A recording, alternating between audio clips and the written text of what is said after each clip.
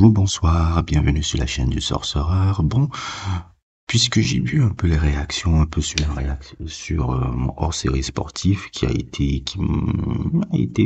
moi je trouve que ça a été bien accueilli pour un sujet de milieu de semaine. J'ai décidé comme de le faire maintenant, alors d'ouvrir une rubrique qui sera beaucoup dessus. Des hors-séries de la page sur le sport, le foot en général, j'aime beaucoup. Par l'histoire, par tout ce que ça raconte, comme je vous ai expliqué, et d'autres événements sportifs un peu que moi je connais avec ma compétence. On est averti un peu sur ce sport-là. Et quoi de mieux que pour commencer, que de parler de ce monsieur que je pense que pour beaucoup, on ne doit plus présenter. Samuel Eto'o. Petit sujet, enfin, forcément, je vais pas développer trop de trucs, mais c'est un petit sujet un peu que j'ai envie de faire. Parce que quand ce monsieur-là, on peut dire tout ce qu'on veut sur lui. Mais d'abord, ça, il faut d'abord que je le dise. Il n'y a pas à questionner, je ne sais quoi. C'est le plus grand joueur africain de l'histoire de ce sport-là, du foot. Quid de Laurent Pokou, quid de Georges Weah, quid de Mohamed El Hadib, quid de je ne sais quoi là. Samuel Eto'o est le plus grand joueur de l'histoire, non pas seulement du football camerounais, parce que ça c'est même pas assez acté, mais l'histoire du football africain. Si on parle Afrique, football, le premier visage qu'on va montrer, c'est lui. Ça, c'est même pas un débat. C'est un fait qui ne doit jamais être questionné.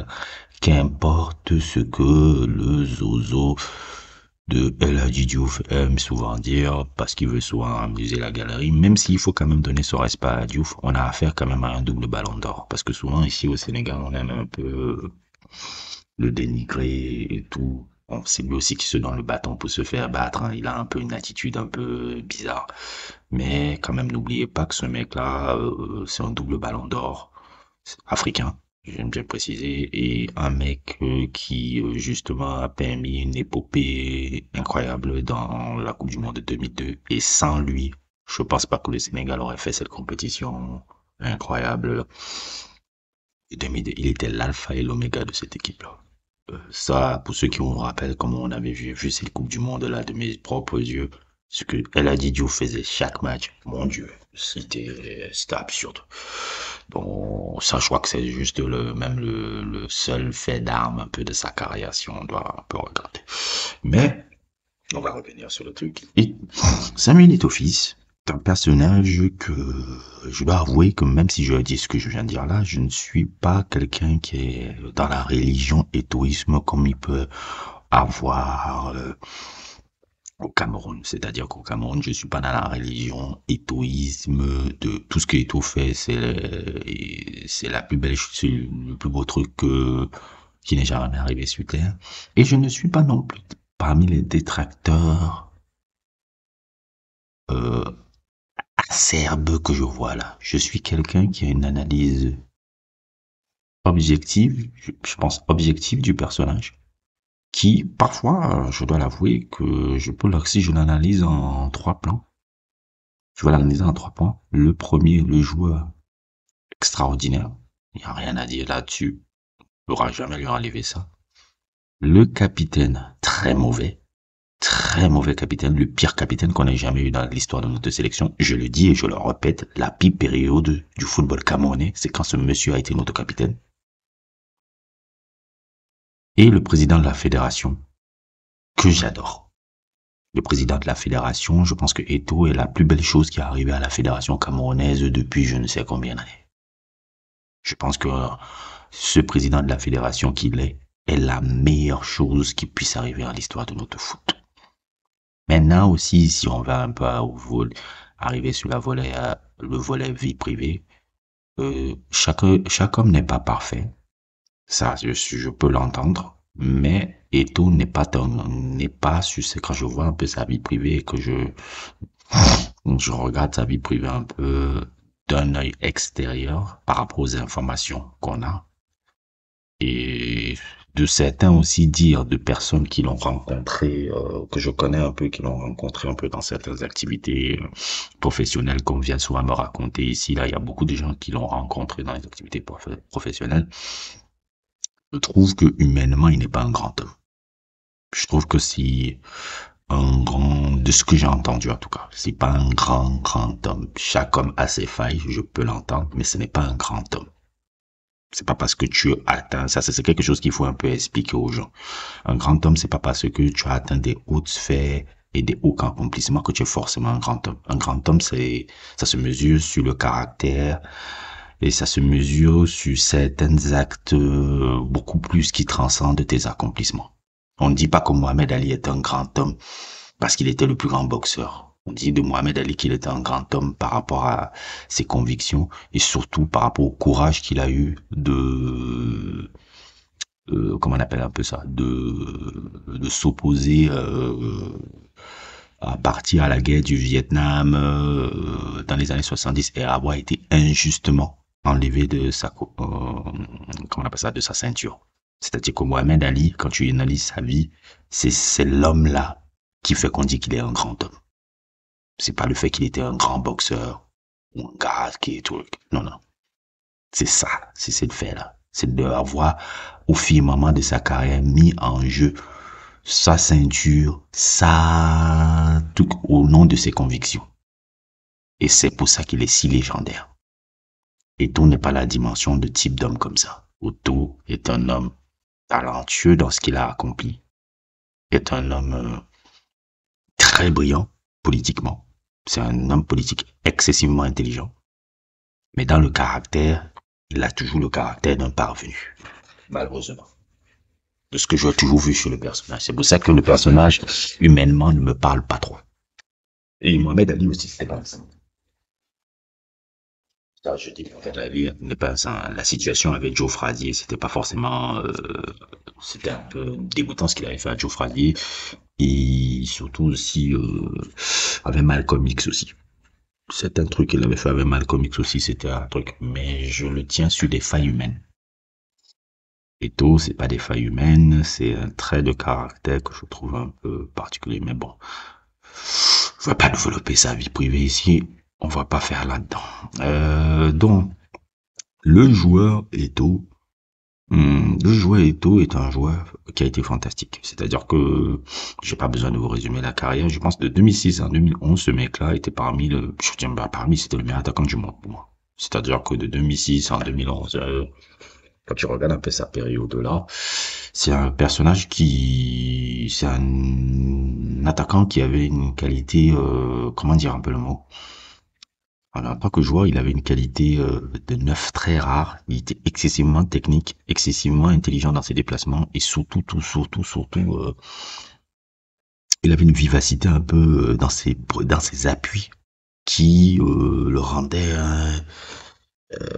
parfois très insaisissable par rapport à ses adversaires. On a fait souvent la comparaison de Eto et Henry. Thierry Henry et Eto, quelqu'un qui me dit que Henry est au-dessus d'Eto, ça ne me dérange pas. Quelqu'un qui me dit que Eto est au-dessus d'Henry, ça ne me dérange pas. Parce que souvent les gens essayent souvent de trucs. Pourquoi? Oui, ok. Thierry Henry n'avait pas la même technique individuelle qu'Eto. Mais Thierry Henry faisait des choses que Eto ne pouvait pas faire aussi. Thierry Henry pouvait tirer déjà des coups francs. Thierry Henry était quelqu'un qui pouvait être un très grand passeur. Et Thierry Henry, parfois, je me rappelle à l'époque d'Arsenal, il jouait même pas avant-centre, il jouait une sorte de faux neuf, il était très libre sur le terrain et tout. Il n'avait pas une technique individuelle comme celle d'Eto. C'est pour ça que même Eto, quand il parle un peu, il est beaucoup plus impressionné par Anelka que lui, parce que Anelka et le jeu d'Anelka rappelle Eto et Anelka ont un peu le même style de joueur, c'est un peu le même style de joueur, donc il respecte plus Anelka parce qu'Anelka a le niveau technique qu'il a. Mais Henry a d'autres trucs, donc moi ça me choque pas. Si quelqu'un me dit, oh je préfère Thierry et tout, je dis, ah, c'est une préférence en fait. Et ça ne me choque pas, c'est pas blasphématoire. C'est pas du tout blasphématoire comme les Camerounais essayent de le faire là et tout, tout, tout, tout. Les deux personnages s'équivaut. Ils s'équivaut bien même. La différence, mais Eto'o, de sa carrière, de tous ces trucs, il a vraiment eu énormément d'accomplissements que je ne vais pas raconter. Aussi, il faut parler aussi de ses sacrifices qu'il a fait à l'Inter, en essayant de jouer beaucoup plus sur le côté droit. Et je pense aussi que la saison 2011, il est, je crois qu'il est au firmament de sa carrière la saison 2011. Même pas, je pense que la saison 2011, là, même si l'Inter ne gagne rien, à cette époque-là, il était vraiment au firmament de sa carrière en matière technique, tactique, adresse devant le but. Je me rappelle même un match contre Tottenham, là, même s'ils avaient perdu. Le match et tout contre ce Tottenham-là, m'avait, le Tottenham de Gareth Bale, là, c'était en Ligue des Champions, je me rappelle encore, je dis, merde, il était au top du top du top. C'est pour ça que j'ai été choqué qu'un an plus tard, il part à Andy, parce que j'ai dit, mais non, là, il est au top de sa carrière, comment il... Alors, donc, c'est un peu un truc qui m'a un peu surpris à l'époque, mais bon, je pense qu'il avait déjà commencé à préparer sa retraite et commencé à essayer d'amasser le plus de sous possible avant de tirer une révérence. Donc le joueur Eto'o, je pense qu'il n'y a rien à dire sur le truc, pas besoin de refaire sa carrière, il est le plus grand joueur là. Maintenant, en équipe nationale, je trouve que son parcours est contrasté. Certes, nous avons affaire au meilleur buteur de l'histoire de la sélection. Certes, nous avons affaire à quelqu'un qui a eu énormément d'accomplissements en équipe nationale, un mec qui a été doublé champion d'Afrique, un mec qui a été champion olympique, un mec qui a participé à, je crois, finale des Coupes des Confédérations, un mec qui aussi, en étant en équipe nationale, est devenu le meilleur buteur de l'histoire de la CAN. Tous des accomplissements très grands et très monstrueux, mais son parcours est très contrasté, malgré tout ce qu'on dit en équipe nationale. Pourquoi je dis ça? Parce que l'époque où, justement, les grandes victoires en équipe nationale, Eto'o n'était pas la star de l'équipe. Eto'o était le petit jeune talentueux qui se faisait accompagner par les leaders du groupe. Les leaders du groupe de sa génération, de cette génération de malades là qu'on a eu. Les leaders, c'était Rigobert Song, Marc-Vivien Foé et Patrick Mboma. Eto'o était juste le petit jeune. Je me rappelle même à la CAN 2000 et à la CAN 2000 à la base, il n'est même pas titulaire, il est remplaçant. C'est Joseph Désiré Job qui doit jouer, comment on appelle ça, qui doit jouer la CAN. Après, il y a cette maladie et aussi cette petite rumeur de pseudo-empoisonnement du clan Eto'o, le clan Joseph Désiré Job. Mais bon, c'est des fantaisies, rien de truc. Bon, c'est les rumeurs qui ont toujours circulé au pays pendant des années. Euh, Samuel Eto'o il n'était pas titulaire à la base de la CAN 2000. Et il prend sa place de titulaire et il devient deuxième meilleur buteur de la CAN à égalité avec Patrick Mboma et Sean Bartlett qui était le meilleur buteur à l'époque. Sean Bartlett, le joueur sud-africain. Oui, Eto'o avait été très incroyable par rapport à ces compétitions. Puis, faut se rappeler de la compétition de 2002. De 2002, la CAN 2002, je pense que Eto'o marque un seul but. Les gars qui sont prépondérants dans l'équipe, c'est Patrick Mboma, qui est la superstar de l'équipe, qui porte l'équipe, qui a toujours été l'équipe de gars. On n'en parle pas assez dans notre foot de ce que Patrick Mboma a fait. C'est comme si les mecs ont oublié ça. Patrick Mboma était celui qui faisait toujours la différence dans des grands matchs. Rappelez-vous, aux Jeux Olympiques, le match contre le Chili, c'est littéralement Mboma qui nous amène en finale. C'est lui qui provoque le penalty, c'est le truc.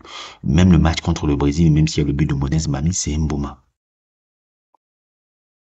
Tous les matchs, tous les grands matchs qu'on a fait dans notre histoire, de l'histoire des années 2000, Mboma était largement la star de l'équipe. C'est lui qui portait le... Mboma avait un peu dans le style un peu, il rappelait un peu Drogba avec Chelsea un peu. C'était un peu ça qui faisait porter énormément l'équipe. Et Eto'o était le petit jeune autour de lui. Eto'o, la Coupe du Monde 2002, la CAN 2002, il n'est pas si ouf que ça. Puis de la CAN de 2004 encore. CAN 2006, il est incroyable et autres et tout. Et puis, il y a cet échec monumental un peu qu'on a contre la Côte d'Ivoire en 2006. 2008, oui, il est incroyable. Il nous amène carrément en finale. Il est même le capitaine de l'équipe. Il amène le truc avec l'émergence d'Alexandre Son. Il est incroyable. Et le jour où il a été capitaine, c'est là où c'est parti en couille.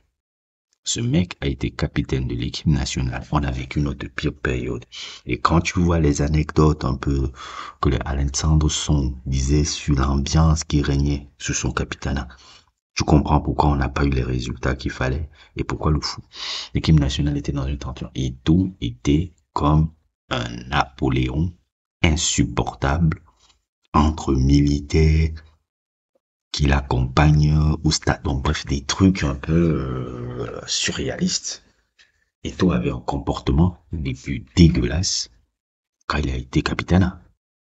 Quand il est le capitaine.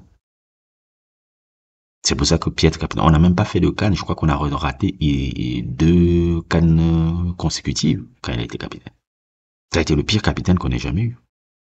C'est pour ça que j'ai questionné son leadership a été très mauvais. C'est pour ça que même quand tu regardes dans les grandes équipes où il a joué, il n'a jamais, mis à part Majorque, et à Majorque, je pense que Eto'o mérite d'avoir une statue comme on lui a donné là. À Barcelone, est-ce que Eto'o mérite une statue? Il mérite peut-être d'être mentionné dans les cahiers de l'histoire de Barcelone, mais de là à avoir une statue, non. Eto'o n'est pas... Barcelone est un club beaucoup plus grand que l'histoire d'Eto'o. Et Eto'o, il est un grand joueur de l'histoire du club, mais qui est un grand joueur anecdotique. C'est-à-dire que il fait pas partie des piliers de l'histoire de Barcelone. Pour les Camerounais, ils essayent souvent de mettre Eto'o comme si à Barcelone et autres et tout, parce que c'est le point de vue africain un peu. Mais quand tu connais l'histoire de Barcelone, quand tu connais le truc, il est un grand joueur anecdotique de l'histoire du club. Même s'il a participé amplement à l'histoire de ce club. À l'Inter, pareil, je le mettrais comme un grand joueur anecdotique de l'histoire d'Inter. C'est-à-dire que les supporters se souviennent de lui, les supporters se souviennent de son sacrifice, mais il n'est pas un emblème de truc de l'Inter. Pourquoi? Il y a toujours eu Eto'o accompagnait toujours des grands champions. C'est-à-dire que Eto'o n'était pas la star de ses équipes. Et à juste titre, il n'y avait même pas de me dire que oui, les Africains, on aime nous faire du... Quand Eto'o sortait à Barcelone, il y avait Ronaldinho. Et tout Barcelone là de l'époque, c'est Ronaldinho. Et autre aussi fantaisie qu'on aime un peu me raconter là, que j'entends depuis des années là. On dit, la finale 2006. C'est Eto'o qui a changé le cours du match et tout. Il aime beaucoup raconter ces narratives là, même chez l'interview d'Alexandre, il aime beaucoup raconter des narratives comme ça. Oui, il a marqué le but, mais le gars qui a changé le cours du match, c'était pas lui, Coco. C'était Henrik Larsson. Va nous demander même à Thierry Henry, qui a joué cette finale-là de l'autre côté à Arsenal, qui les a fait mal. C'est Henrik Larsson qui change le cours du match parce que c'est Henrik Larsson qui fait les 2 passes décisives.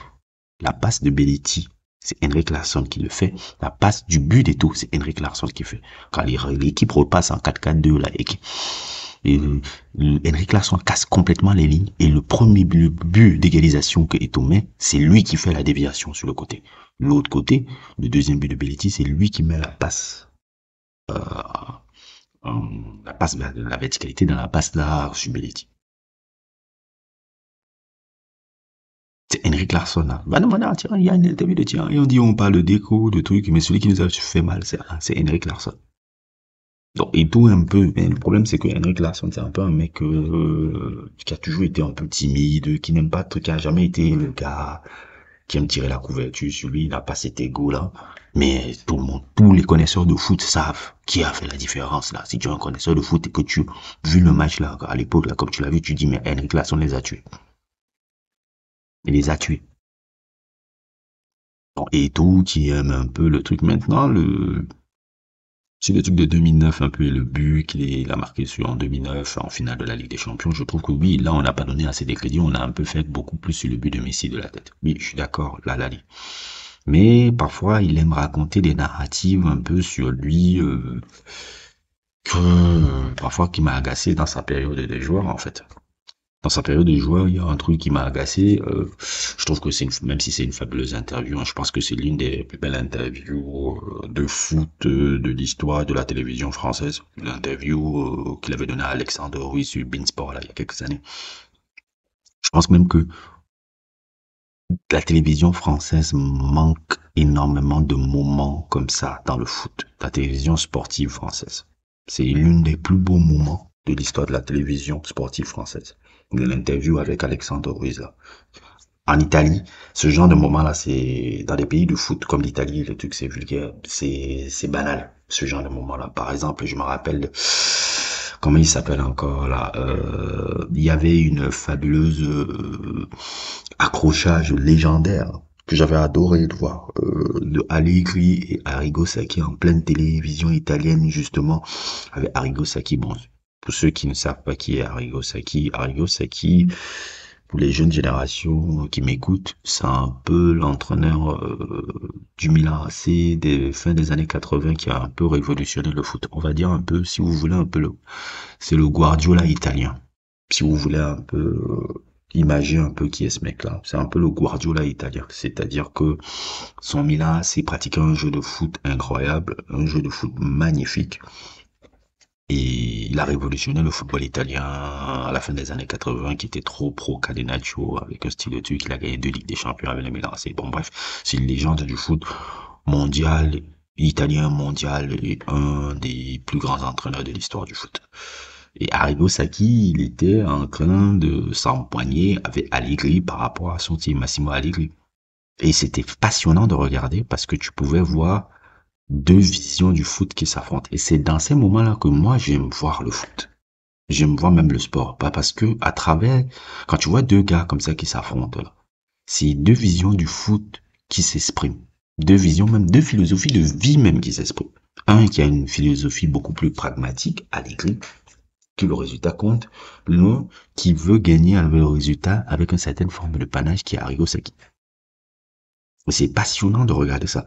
Et c'est un peu ce que je pense que la plupart des observateurs du foot que je vois aujourd'hui, là, qui sont en stat, ne prennent pas conscience un peu de ce qui est intéressant et passionnant dans ce sport-là. Le sport-là, c'est dans ces moments-là, il est passionnant.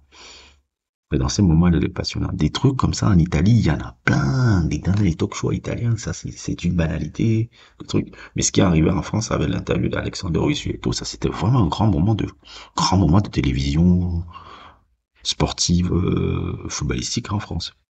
Et dans cette interview-là, il y a des choses que je peux comprendre un peu par rapport à sa frustration avec Guardiola, parce que c'est vrai que Guardiola n'est pas un gars facile. Guardiola, c'est vrai qu'il est aussi particulier avec les joueurs basanés. Ça, c'est très vrai.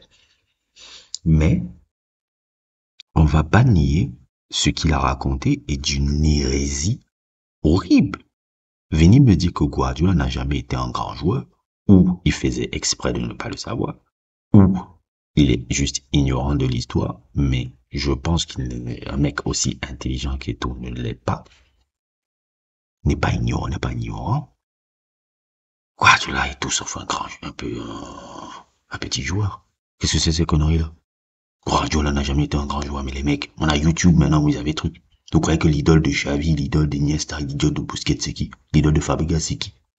Fabregas, là, quand il portait le 4, et la façon de jouer. Guardiola, c'est le Xavi des années 90. Allez voir le grand Barça de Johan Cruyff, là, des années 90, là. C'était le métronome de l'équipe. Comme Xavi. Lui, il y avait Laudrup devant, mais lui qui était le point de... C'est-à-dire que Pirlo, même un mec comme Andrea Pirlo dit que sa carrière, il a basé sur la façon de voir comment Guardiola joue. Guardiola ne le voyait pas juste grand joueur qu'il a été, grand coach qu'il a été là. C'est un immense joueur, ce mec-là. Si vous voyez Pirlo, bah, c'était Guardiola. C'était Guardiola. Si vous voyez Busquets, c'était Guardiola. Si pour vous, ces mecs-là ne sont pas des grands joueurs, bon, arrête de parler de foot, quoi. Si pour vous, les joueurs, c'est seulement des joueurs qui marquent des buts et des trucs comme ça, bon, voilà, je pense que je peux plus rien dire, quoi. Alors, si c'est pas des grands joueurs pour vous, bon, voilà, quoi, on arrête de parler de sport, quoi. Donc, je pense que c'est des éléments un peu comme ça qui m'ont agacé sur le personnage et plein d'autres. Le capitaine, je vous l'ai déjà dit, n'importe quoi, deux cannes ratées, des tensions en vue, tu en voilà, des délires napoléoniens, non, c'était n'importe quoi. Et le président de la FECAFOOT, que j'adore, et qui est complètement en train de révolutionner le football camerounais. Déjà, je veux d'abord féliciter d'abord par rapport à la tenue de la CAN qu'il a réussi à mettre en place malgré toutes les pressions qu'il y a eu, qui ne se déroulent pas. La façon dont la CAN s'est vraiment très bien déroulée pour un pays comme le Cameroun qui n'avait pas organisé la CAN depuis 1972, alors que, et dont on doutait un peu des infrastructures et tout, il a réussi à mener une compétition comme la CAN, à organiser la CAN et tout. Et pour moi qui connais le Cameroun, je sais comment c'est compliqué déjà depuis des années de le faire. Et qu'il ait réussi déjà ça, c'est parfait. Ce qu'il fait avec le championnat camerounais, le gars est complètement en train de relever le championnat camerounais. Parce qu'on a besoin, pourquoi le football d'un pays, hein, c'est ça que j'explique souvent, le football d'un pays, hein, ce n'est pas la sélection. Le football d'un pays, c'est comment c'est la valeur du championnat de ton pays. C'est la valeur du championnat de ton pays. Et comment il compétit en compétition africaine. Ça fait combien d'années que les clubs camerounais n'arrivent plus à compétir sur le haut niveau africain? Oui, Coton Sport gagne tout le temps. Oui, Coton Sport est en Ligue des Champions, mais est-ce que Coton Sport a déjà réussi à aller en finale de la Ligue des Champions africaine ces dernières années? Non. La dernière fois qu'on a vu un grand club africain sur le haut, sur un haut podium continental, c'est le Canon de Yaoundé en 2000 contre le Zamalek, si je me trompe pas. Le fait que Eto'o remette un peu le championnat relève la qualité du football de notre pays. La manière dont les joueurs sont payés maintenant. Cette volonté de professionnaliser un peu le sport là. Et c'est pour ça que moi je suis derrière Eto'o malgré tous les conneries qu'on essaie de lui faire. Parce qu'il est en train de casser totalement la mafia corruption qui est depuis des années qui a fait que le football camerounais soit un lambeau comme ça depuis. Et ce qu'il apporte au football camerounais, mais c'est un bonheur de voir ça. C'est toujours ce que j'ai dit. Pendant depuis des années, pour ceux qui me connaissent et autres et tout, j'ai toujours dit que je m'en fous des victoires qu'on peut avoir, des trucs de finale de Cameroun. Je ne supporterai jamais tant que il n'y a pas quelqu'un qui met un vrai plan qui permet de pérenniser notre foot pendant au moins 10 ans, 20 ans, 30 ans, que ce soit sur le plan continental à travers les clubs et tutti quanti sur le plan, comment on appelle ça, sur le plan international. C'est la même chose. Vous voyez le Sénégal en ce moment-là. Il y a un vrai travail qui a été fait au football sénégalais. C'est pour ça que vous voyez tous les équipes de jeunes faire des belles performances comme ça. Il y a un vrai travail de formation qui se fait en fond ici depuis une dizaine d'années au Sénégal. Le résultat que vous voyez là en ce moment-là, c'est pas du hasard. C'est le résultat d'une grosse politique. C'est vrai que ce n'est pas une politique qui est fondée maintenant basée sur, comment on appelle ça, une politique basée sur un fond de jeu particulier, mais c'est une politique de formation, une politique de résultat, une politique de beaucoup de choses qui se fait et tout là. C'est pour ça que l'équipe du Sénégal est très performante depuis ces années. Même pas seulement la génération qui a gagné la CAN là, c'est la génération un peu, la plupart un peu, c'est la génération un peu de 2012, de Londres, des Jeux Olympiques. Il y a un vrai travail de fond dans les clubs ici en ce moment. Même si ça se manifeste pas encore sur les résultats continentaux, mais tu peux le voir déjà dans les équipes de jeunes qui ont tous beaucoup de résultats positifs. Et je pense que Eto'o, il voit ça. Et il veut faire la même chose avec l'équipe du Cameroun. Par exemple, il a commencé à imiter un peu ce qui se fait au Sénégal d'imposer un mec comme Rigobert Song à la sélection nationale, parce qu'il a vu un peu comment ça s'est fait un peu au Sénégal avec Aliou Cissé. Il a dit, OK, on va reprendre le même truc. Je vais reprendre le même truc. Et maintenant, sur le plan, comment on appelle ça, le plan local, ce qu'il fait avec les clubs, c'est magnifique. Il n'y a pas eu un engouement dans le football camerounais comme ça, des clubs depuis 10 ans. Mais j'ai dit même 10 ans, depuis 20 ans, depuis les années 90. Il faut retourner dans les années 90 pour voir encore un engouement dans les clubs camerounais comme ça. Et ça, c'est grâce à Samuel Eto'o. Et je suis derrière lui. Tous les gars qui veulent le traiter là, oui, corruption, oui, Eto'o, nanani, tout ça, je m'en fous. Si je veux me dire un truc ainsi, même de la fédération là, je dis, il a le droit de manger. Parce qu'au moins, lui, il mange et il construit. Les autres là, ils sont là depuis des années, ils ont mangé, mais ils n'ont jamais rien construit. Je préfère un mec qui mange l'argent de la fédération et construit quelque chose. Ça me dérange pas. Et si il faut que Eto'o soit un dictateur éclairé, parce que c'est un dictateur, clairement, c'est quelqu'un qui ne va jamais essayer de partager le pouvoir, et je suis pour ça. Parce que s'il faut avoir un dictateur éclairé comme lui, qui amène vraiment de la compétence dans le football camerounais, moi je signe. Je préfère un dictateur éclairé qu'une bande de démocratie, de mafiosos qui mangent l'argent et ne construisent jamais rien. C'est ça qui se passe dans la Fédération camerounaise de football depuis des années. Eto'o, je l'ai dit, je ne suis pas forcément humainement fan du gars, mais le président de la fédération a mon soutien mais de malade. De malade. Tout ce qu'il accomplit depuis qu'il est la président de la fédération est propre. Est propre. Je n'ai pas vu ça depuis... Oh, je ne sais même pas si j'ai vu ça dans la même fédération camerounaise. C'est incroyable que la première Coupe du Monde qu'on fait là, en 2022 là, il n'y a pas eu de problème de prime. La première Coupe du Monde où tu n'entends pas problème de prime avec les joueurs.